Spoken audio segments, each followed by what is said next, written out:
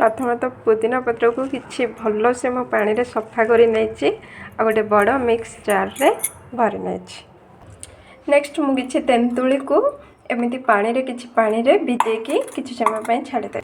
मुझे किसी रसुण को छड़े नहीं भल भाव ताको मिक्सचर ग्राइंडर रे देदबा। बाकी 2 ରୁ 3टा कंचा लंका और गोटे बड़ लेंबू को फाड़े एथिरे देउछि।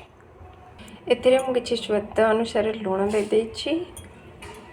आपण चाहिए चीनी मध्य दे परिबे किंतु मो जेहेतु चटणी बनाउछि खट्टार सेतिपय मो चीनी को ऐड करो। मु एथिरे रखिथिबा किछि तेंतुली मंडा को मध्य दे देछि। जेहेतु मु या भितरे गोटे फाळ लेंबू को ऐड करिबी सेतिपय मु खट्टा हिसाब रे अल्प तेंतुली मंडा देछि। एबे या को आमे कवर करी मिक्स करि नबा। एबे इटा पूरा प्लेन हे सारलाणी तो मु एबे आधार किछि धनिया पत्र ऐड करूछि। एबे हमर रेडी हे गला पूरा धनिया पुदीना चटनी।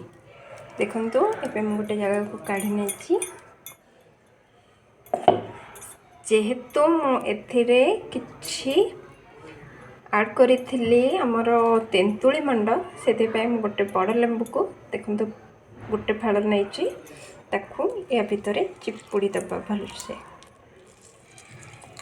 बेसी चिपुड़ी बनी ताकि कहंती लेंबू अति चिपुड़ीले पिता सेतिपय मु अल्प किछि चिपुड़ी। बाकी एटा को एबे भल से मिक्स करि नबा। रेडी हे गला हमारा धनिया पुदीना चटनी। आसंतु एबे टेस्ट करी देखिबा केमति लागो।